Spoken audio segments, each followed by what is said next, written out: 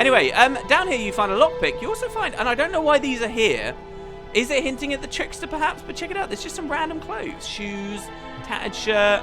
I actually thought, believe it or not, because I got so stuck on that previous room with the teleporter, I actually thought there was a chance you needed to wear nice commoner clothes just so that you could get through the teleporter or something. Like you had to dress the part or something. Yeah, I know, that sounds really, really dumb, right? But that is what I thought.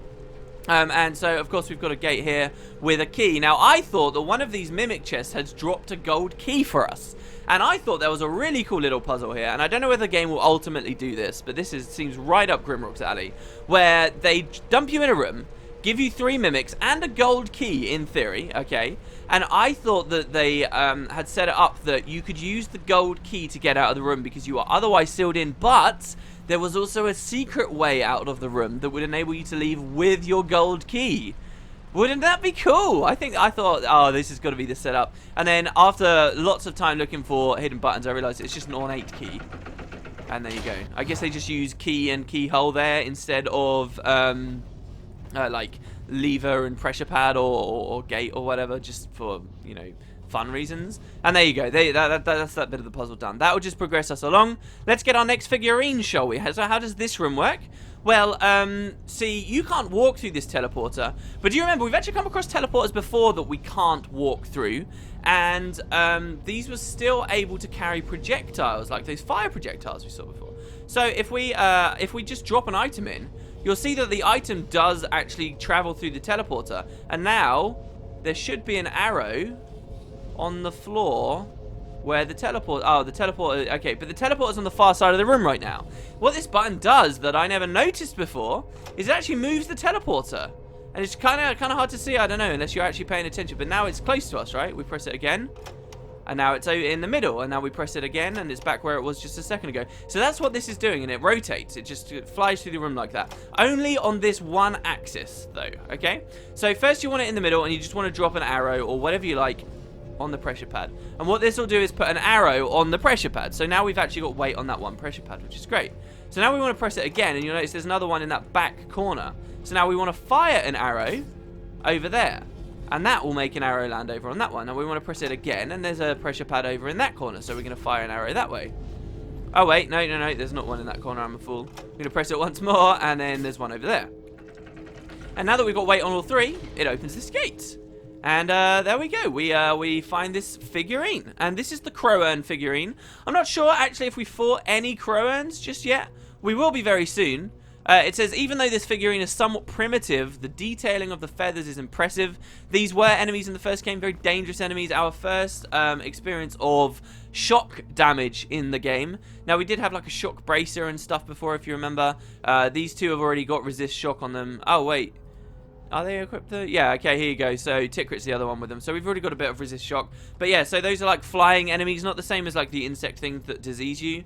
But yeah. And so then you can basically leave, but you're obviously wondering, how do I get my arrows back? There's always a way to get your arrows back. There is a secret button here. But it doesn't open one of the gates, and that, of course, is what you'd expect to have happened. In fact, you can barely even hear anything it's doing it at all. So what did it do? Did it make this a different type of teleporter? No, it's the same type of teleporter. Let's press it again. Well, it doesn't seem to do anything. So the idea here, again, and this took me a little while, just because this is not obvious. If you listen very carefully, when you come into like this corner of the room, you can actually hear a door opening or closing. But just, you know, around the window of having just pressed the button. So by doing this, you can realize where the secret door is. You do this. You're going to press the button, and then you're going to run. It's not on a timer or anything, but if you go quickly, you'll notice it opening. It's right here. It's right near where this rock was. And so by coming through here, you can come into this extra room, which has got another blood drop cap for us, which is great. And there's this sort of acts like a bit of an airlock, because there's another button we'll find in here, which again will close. Here we go. Which will close where we just came from, but open the far chamber over here. And oh my God, jeez, Sanon, why are you going so crazy with bombs lately, man? You're insane. You're throwing our resources away. What is this? There will be some other archers here who caught me with my pants down before. Oh God, and sort of did to an extent here, I guess, but it didn't really do that much damage to us, so it's not so bad. There we go, burning to death. It's funny because skeletons usually resist burning so significantly in games, and then this one is like, whatever.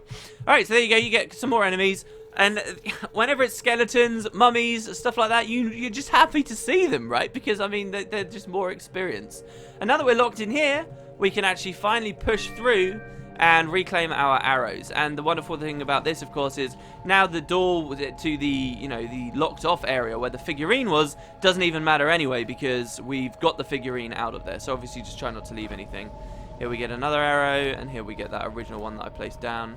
That's 21. Didn't we have 22 just a bit ago? Oh, I think we did, didn't we, guys? Oh, there you go. Yeah, okay, cool, cool. It's on this one. Alright, and no more secret buttons. Here is an item I'm not going to be taking with me just because there's another good item later. Oh my god, later. Jonker, you are so full. Well, what I'm going to do here is feed Lotopatho a turtle egg. This will over-nutrate him a bit. But these are actually his race food. I've not been eating the eggs on the lizard men just yet. There you go. A lot of comments about that last time. Don't worry, we've got plenty of eggs. We'll be feeding those to him, but I'm doing that just to free up a bit of space. This here is the Morning Star. This is one of those heavy weapons that ignores enemies' armor. And a mace, basically. It's still got the stun special attack. It seems okay, 11 to 34 plus strength, but it's just not that amazing. Even the axe we currently have is 10 to 30, so, you know, this is just kind of a bit of an old weapon, in my opinion. We're not that interested in it. It only requires heavy weapons 1. We'll find a better one later, so I'm just going to leave that on the floor. And yeah, maybe at one point you could do a playthrough of Grimrock with maces and stuff. Like, a lot of people message me and they're like, I don't know whether I really want to play the game, because like the experience of playing it is very different to watching it with someone telling you everything that's going on, right? It is a very, very different experience. In some ways, much more positive experience. In some ways, more negative, depending on what kind of player you are. But I would say, if you are sort of on the fence, don't forget that if you play this game for yourself, you do get to go with a very different party comp, and you do get to try wildly different tactics, and that can be very fun. So, oh, hello, Mr. Crab. Where the hell did you come from? I like how the crabs are sort of a bit blind. I feel like every time I fight a crab now, I can do the old invisibility trick. There we go. Look at him there. Okay, let's try again. I don't know why I want the backstab so bad. You know, we haven't actually backstabbed with this thing yet. Oh, yes, yes, yes, yes. You silly, silly idiot. Only 175 damage. That kind of sucks. Oh, Sanon is now starving. Does that mean he's going to lower his damage? Nice. Oh, my God. Did he basically just solo that thing? Oh, I feel like kind of like an air rogue could maybe solo the game. Oh, we never drank the willpower potions. Okay, sure. Oh, an excuse to actually use some of this food. Enjoy your turtle steaks. Oh, he's already got 2 in his inventory as well. Oh my god. All right, where did you come from? I guess just deeper on in the dungeon. You certainly didn't come out of that, did you? All right. So I think we get like a little round room here. Another blood drop cap. Thank you. I do find it kind of weird. I mean, they use them so often. It's getting to the point where it really does seem like blood drop caps can just grow in the floor. And of course, this makes no sense whatsoever, but sure.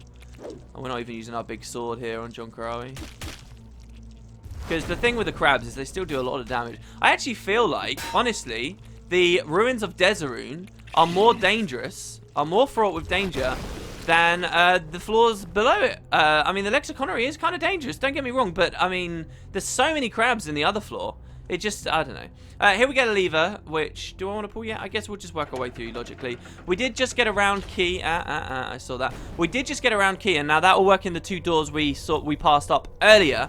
But we'll do those in a bit, guys, so don't worry about those. Jonker has broken his hand. We could go back to the save crystal, but I'm not going to bother with that. So here we go. We're going to sidestep through here.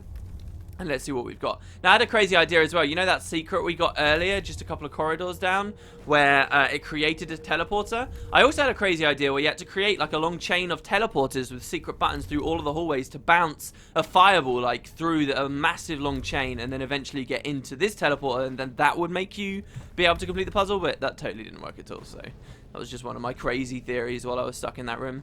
Here we've got another little area where we can drop down. I'm just mulling over whether I want to really go down there just yet. I think I do. I don't think there's anything wrong with that. We get another crab, but we can dance. Fireballs probably aren't worthwhile unless I'm using them at range. He missed Jonker. Wow. To miss Jonker, that's pretty difficult, Mr. Crabman. Very difficult. I mean, we're not even using Dark Bolt. Let's use a Dark Bolt, shall we? We haven't used one of those very much. Miss. Brilliant. There's some irony in missing a Dark Bolt, right? Jeez. Okay, come on. Keep killing. Keep dancing. Jonker is actually kind of close to dying. Nobody's died in a long time. You guys notice this? Kind of cool. Alright, sweet. And, oh my god, that just made me remember as well. Think about playing this game with, you know, the Iron Man mode, where you get no map, or the only using one save crystal, you know, you only get the virtue of that once. That means literally you get to save once this entire floor. You get to save once at the sewers. It's mental. They're just the raw distances that you have to go.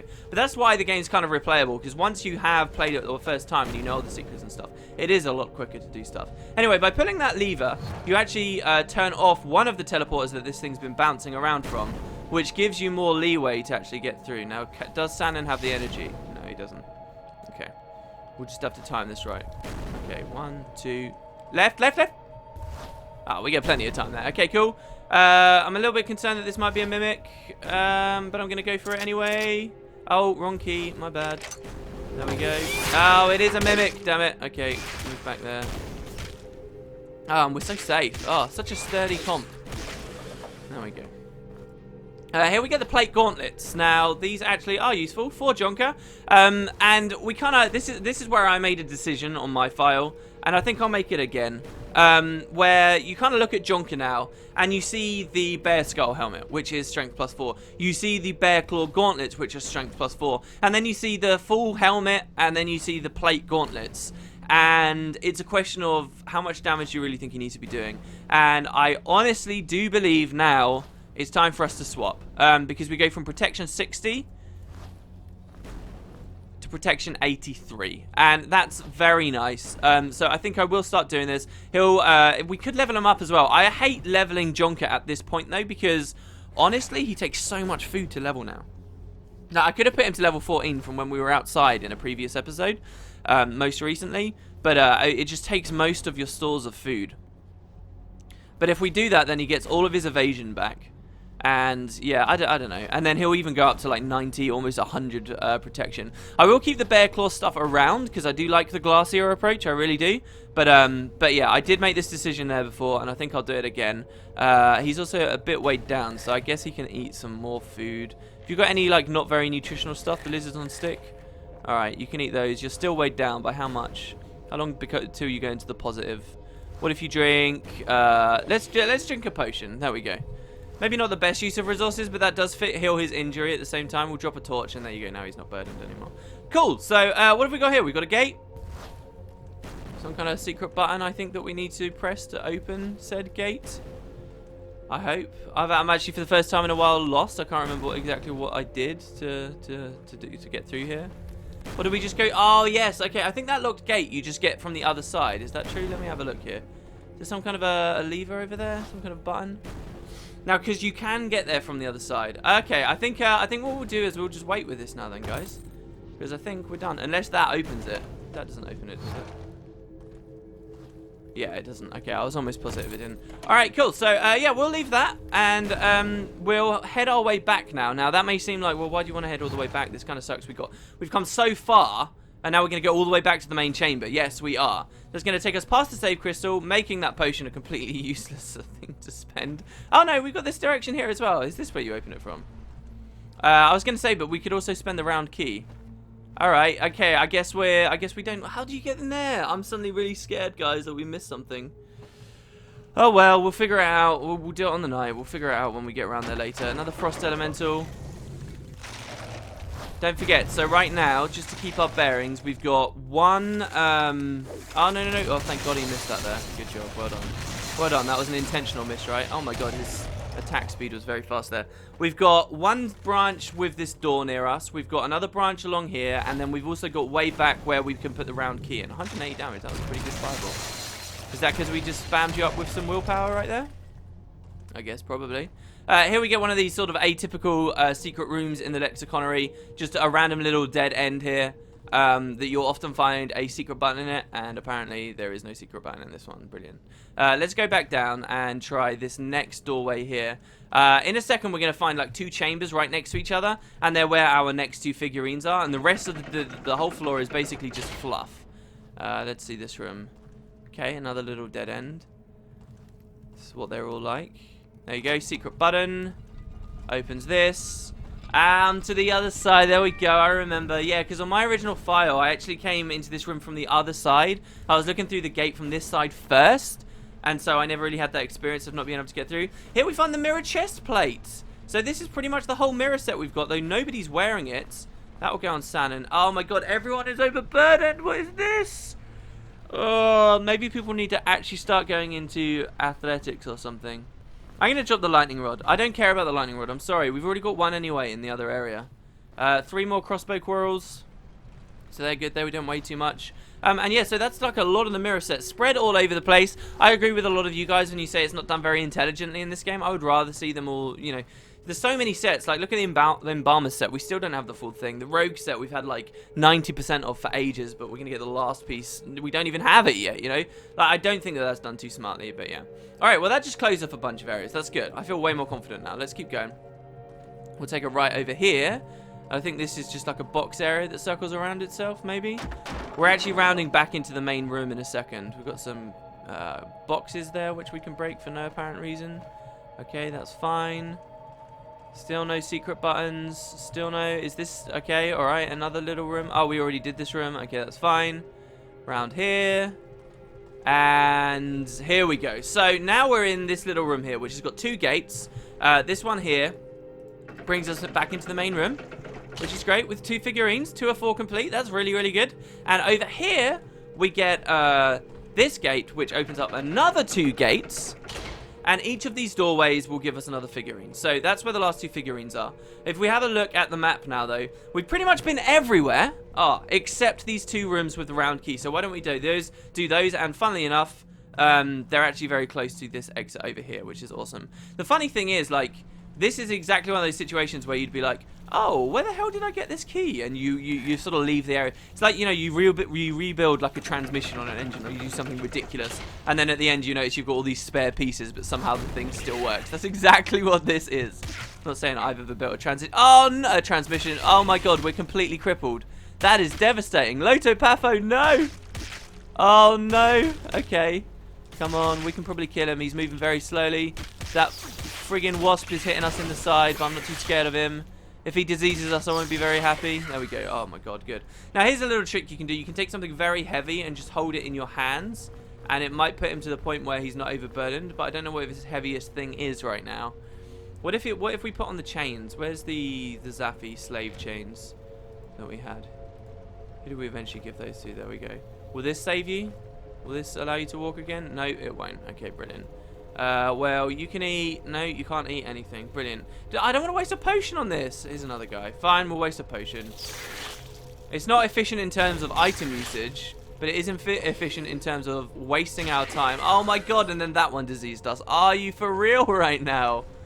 Well, on that frustration, guys, we'll cut this episode here. Thanks very much for watching. Next episode is the end of the Lexiconary. We'll go back to probably a little bit longer videos, around 20 minutes again. But cheers, guys. Hope you have a great day. I'll see you tomorrow.